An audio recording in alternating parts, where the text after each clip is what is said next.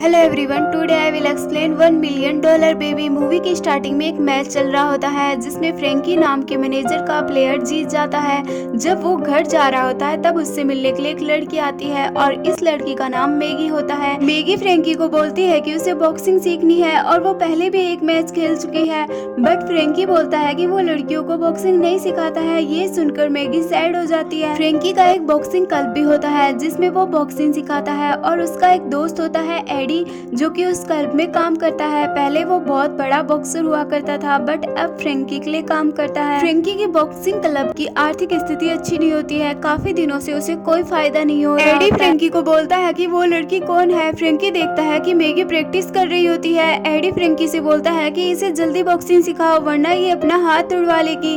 Frankie Maggi के पास जाता है और बोलता है कि मैंने उस दिन मना किया था ना कि मैं लड़कियों को बॉक्सिंग नहीं सिखाता। तभी मैगी बोलती है कि मुझे लगा कि आप अपना डिसीजन बदल लेंगे बॉस। फ्रेंकी बोलता है कि मैं तुम्हारा बॉस नहीं हूँ। मैगी गांव से बिलोंग करती है और वो बहुत ही गरीब फैमिली से है। वो रेस्टोरेंट में काम करती है और रेस्टोरेंट में जो लोग खाना छोड़ जाते हैं वो खाना वो अपने लिए रख लेती है। जब कोई पूछता है तो वो बोलती है कि वो उसके डॉगी के लिए है। मैगी अपने पैसे बॉक्सिंग सीखने के लिए कलेक्ट कर रही होती है। नेक्स्ट डे मैगी फ्रेंकी के बॉक्सिंग क्लब में एडी को 6 मंथ की फीस पे करती है। जब फ्रेंकी को इस बात का पता चलता है तो वो एडी से पूछता है कि उसने कितने मंथ की फीस पे की है। एडी बताता है कि 6 मंथ की। फ्रेंकी एडी को बोलता है कि उसकी फीस उसे वापस रिटर्न कर दो। एडी बोलता है क्या ऐसा सच में करना है, क्योंकि उनका क्लब काफी दिनों से फायदे में नहीं चल रहा होता है। फ्रेंकी एडी को रिटर्न करने के लिए मना कर देता है, साथ ही बोलता है कि उस लड़की की कोई हेल्प ही नहीं करूंगा तो वो कुछ दिनों के बाद में यहाँ से ऐसे ही चली जाएगी। रात होने के बाद में जब एडी क्लब को बंद कर रहा होता है तो उसे अंदर से आवाजें आती है। जब वो अंदर जाता है तो मैगी प्रैक्टिस कर रही होती है, वो भी गलत तरीके से प्रैक्टिस कर रही होती है। एडी उसको कुछ टिप्स बताता है, साथ ही बोलता है कि तुम्हें स्पीड बैग की जरूरत है। मैगी बोलती है कि उसके पास स्पीड बैग नहीं है। एडी उसे स्पीड बैग देता है और बोलता है कि अब तुम्हें घर चले जाना चाहिए। इसके बाद में मैगी घर चली जाती है। नेक्स्ट डे जब मैगी स्पीड बैग के साथ में प्रैक्टिस कर रही होती है, फ्रेंकी उसके पास आता है और बोलता है कि ये स्पीड बैग मेरा है, इसके साथ प्रैक्टिस मत करो वरना लोग सोचेंगे कि तुम मेरी स्टूडेंट हो। वैसे भी तुम्हारी एज काफी हो चुकी है। फ्रेंकी मैगी से बोलता है कि तुम्हारी एज क्या है। मैगी बोलती है कि 31। इसके बाद में फ्रेंकी बोलता है कि 4 साल तो बॉक्सिंग सीखने में लग जाते हैं। मैगी बोलती है कि वो पिछले 3 साल से प्रैक्टिस कर रही है। फ्रेंकी बोलता है कि तुम गलत प्रैक्टिस कर रही हो। इसके बाद में मैगी सैड हो जाती है। फ्रेंकी बोलता है कि अपसेट होने की कोई जरूरत नहीं है, ये स्पीड बैग तुम ही रख लो। मैगी बोलती है कि जब वो अपना नया स्पीड बैग खरीद लेगी तो ये रिटर्न कर देगी। नाइट में फ्रेंकी के पास उसका मेन बॉक्सर मिक्की आता है और बोलता है कि उसने अपना मैनेजर चेंज कर लिया है, वो अब मैक के साथ काम करेगा। फ्रेंकी बोलता है कि वो तो एक बिजनेसमैन है, वो तुम्हें क्या सिखाएगा। मिक्की बोलता है कि जो मुझे सीखना था वो मैंने सीख लिया है। दूसरी तरफ मैगी को दिखाया जाता है जो पैसे कलेक्ट कर अपना स्पीड बैग खरीद लेती है। नाइट में फ्रेंकी मिक्की का मैच देख रहा होता है और मिक्की मैच जीत जाता है। फ्रेंकी ये देखकर खुश होता है, साथ ही थोड़ा अपसेट भी होता है क्योंकि अब मिक्की का मैनेजर कोई और है। फ्रेंकी अपसेट होकर एडी के पास क्लब में चला जाता है और जब वो एडी से बात कर रहा होता है तो अंदर से उसे कुछ आवाजें सुनाई देती हैं। वो एडी से पूछता है कि ये आवाजें कैसे आ रही हैं। एडी बताता है कि मैगी प्रैक्टिस कर रही है और आज उसका बर्थडे है।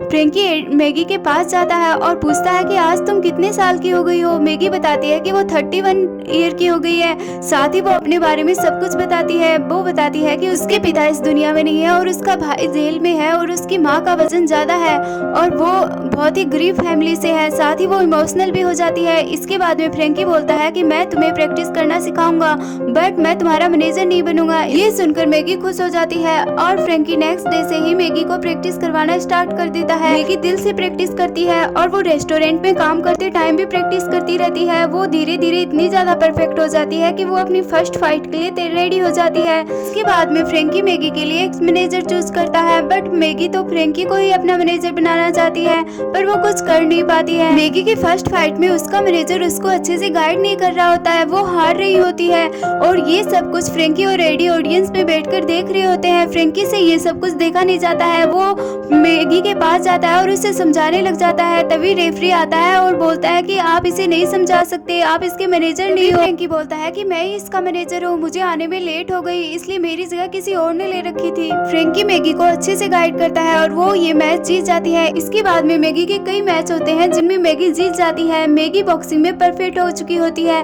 वो फर्स्ट राउंड में ही अपोजिट खिलाड़ी को नॉकआउट कर देती है। फ्रैंकी मैगी के लिए कई मैनेजर को पैसे भी देता है ताकि वो अच्छे बॉक्सर के साथ में मैगी की फाइट करवा सके। एक मैच के दौरान मैगी की नाक पर चोट लग जाती है और खून बहना स्टार्ट हो जाता है। यदि खून बहना बंद नहीं हुआ तो उसे मैच से बाहर होना होगा।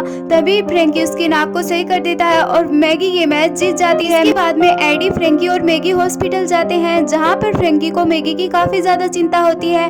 एडी नोटिस करता है कि फ्रैंकी मैगी से इमोशनली कनेक्ट हो चुका होता है। फ्रैंकी की भी एक बेटी होती है जो कि मैगी की एज की होती है, बट वो उसे छोड़कर कहीं चली गई है। एक दिन मैगी के घर फ्रैंकी आता है और उसे बोलता है कि हम लोग कल इंग्लैंड फाइट के लिए जा रहे हैं। ये सुनकर मैगी काफी ज्यादा खुश हो जाती है। वहाँ पर जाने के बाद में फ्रैंकी मैगी को एक गाउन देता है जिसपे मोकोस्ली लिखा होता है। मैगी फ्रैंकी से बोलती है कि मोकोस्ली का मतलब क्या होता है। फ्रैंकी बोलता है कि मैच जीत जाने के बाद में मैं तुम्हें मोकोस्ली का मतलब बता दूंगा। ये फाइट मैगी जीत जाती है। इसके बाद में उसकी दूसरी फाइट यूरोप में होती है, वो फाइट भी मैगी जीत जाती है। बाद में ये दिखाया जाता है कि मैगी अपनी फैमिली को एक घर खरीद के देती है और उसकी फैमिली वो घर देखने के लिए आती है। उसकी फैमिली घर देखकर खुश नहीं होती है। वो बोलती है कि तुम्हें घर खरीद कर देने की क्या जरूरत थी, इससे हमें गवर्नमेंट जो पैसे देती है वो देना बंद कर देगी। मैगी बोलती है कि ऐसा कुछ भी नहीं होगा। साथ ही उसकी फैमिली उसके बॉक्सर होने पर उसका मजाक भी उड़ाती है। ये सब देखकर मैगी अपसेट हो जाती है। इसके बाद में मैगी और फ्रैंकी वहाँ से वापस आ रहे होते हैं। तभी मैगी फ्रैंकी को बताती है कि जब हम लोग छोटे थे तब हमारे घर में एक छोटा सा डॉगी था जिसके पीछे के दोनों पैर खराब थे और उसे चलने में प्रॉब्लम होती थी। एक दिन उसके डैडी उसे अपने साथ ट्रक में ले गए और जब वो वापस आए तो उनके साथ वो डॉगी नहीं था, उनके ट्रक में खुदाई का एक औजार था। इसके बाद में मैगी इमोशनल हो जाती है और वो फ्रैंकी को बोलती है कि उसके अलावा उसका इस दुनिया में कोई भी नहीं है। इसके बाद में मैगी सामने एक रेस्टोरेंट पर रुकने के लिए बोलती है। साथ ही वो बताती है कि इस रेस्टोरेंट की लेमन पाई बहुत ज्यादा टेस्टी है। वो अपनी डैडी के साथ इस रेस्टोरेंट पे आया करती थी। फ्रैंकी और मैगी दोनों लेमन पाई खाते हैं। फ्रैंकी मैगी से बोलता है कि लेमन पाई बहुत ज्यादा टेस्टी है, यदि उसके पास पैसे होते तो वो इस रेस्टोरेंट को ही खरीद लेता। धीरे धीरे मैगी के पास बड़े बड़े ऑफर आना स्टार्ट हो जाते हैं। मैगी के पास एक बहुत बड़ा ऑफर आता है। उसकी next fight world champion Billy the Blue Bear से होती है जो कि पहले प्रोस्टिट्यूट थी। मैगी और बिली की फाइट स्टार्ट होती है। फर्स्ट राउंड में मैगी बिली को बहुत सारे पंच मारती है। बिली मैगी की फेस पर एल्बो से मारती है जो कि चीटिंग होती है। मैगी अपने आप को संभाल कर फिर से फाइट लड़ती है। राउंड फर्स्ट फिनिश हो जाता है। राउंड सेकंड स्टार्ट होता है जिसमें मैगी बिली को काफी ज्यादा पंच मारती है। राउंड सेकंड भी फिनिश हो जाता है। मैगी फ्रैंकी को बोलती है कि उस पर कोई असर नहीं पड़ रहा है। तब फ्रैंकी मैगी से बोलता है कि उसको एक जगह पर बार बार मारो। राउंड थर्ड स्टार्ट होता है। मैगी बिली को एक ही जगह पर बार बार मारती है। इससे बिली की हालत काफी खराब हो जाती है, वो हारने वाली होती है। तभी घंटी बज जाती है। इसके बाद में जब मैगी अपनी जगह जा रही होती है तो बिली पीछे से उसके जोर से पंच मारती है जिससे बिली नीचे गिर जाती है और उसका सर स्टूल पर लग जाता है। इसके बाद में मैगी बेहोश हो जाती है और जब उसको होश आता है तब उसको पता चलता है कि वो कभी चल नहीं सकती है क्योंकि उसकी रीढ़ की हड्डी में बहुत सारी चोटें आई हुई होती है और साथ ही उसे ब्रीथिंग लेने में प्रॉब्लम होती है। इस एक्सीडेंट के बाद में फ्रैंक और एडी को काफी ज्यादा बुरा लगता है। वो कई हॉस्पिटल में कई डॉक्टर से बातें करते हैं बट कहीं भी बात नहीं बनती है। मैगी को चेयर से बिस्तर तक लाने में कई घंटे लग जाते हैं। ये सब कुछ देखकर फ्रैंकी अंदर से टूट जाता है। एडी की आंखें भी बॉक्सिंग की वजह से खराब हुई थी और इस बात का जिम्मेदार भी फ्रैंकी अपने आप को ही मानता है। एक दिन मैगी की फैमिली मैगी से मिलने के लिए आती है। मैगी की फैमिली को मैगी की बिल्कुल भी टेंशन नहीं होती है।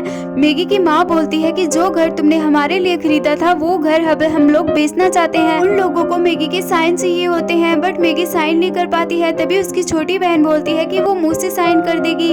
ये सब कुछ देखकर मैगी काफी ज्यादा सैड हो जाती है और वो उन लोगों को वहाँ से जाने के लिए बोलती है। काफी दिन बिस्तर पर रहने के कारण मैगी के पैर में घाव भर जाते हैं और डॉक्टर फ्रैंकी को बोलते हैं कि इसके पैर कट करने होंगे। मैगी के पैर कट कर देते हैं जिससे मैगी और फ्रैंकी काफी ज्यादा सैड हो जाते हैं। एक दिन मैगी फ्रैंकी से बोलती है, क्या तुम्हें याद है हमारे डैड ने हमारे डॉगी के साथ क्या किया था?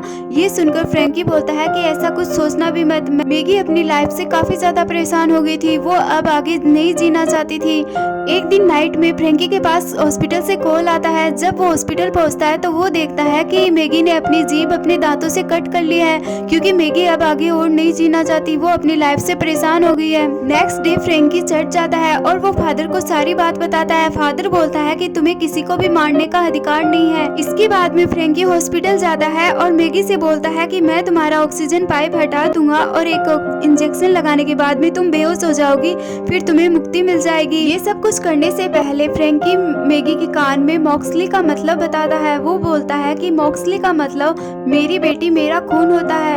ये सुनकर मैगी काफी ज्यादा इमोशनल हो जाती है। इसके बाद में फ्रैंकी उसका ऑक्सीजन पाइप हटा देता है और उसे इंजेक्शन लगा देता है।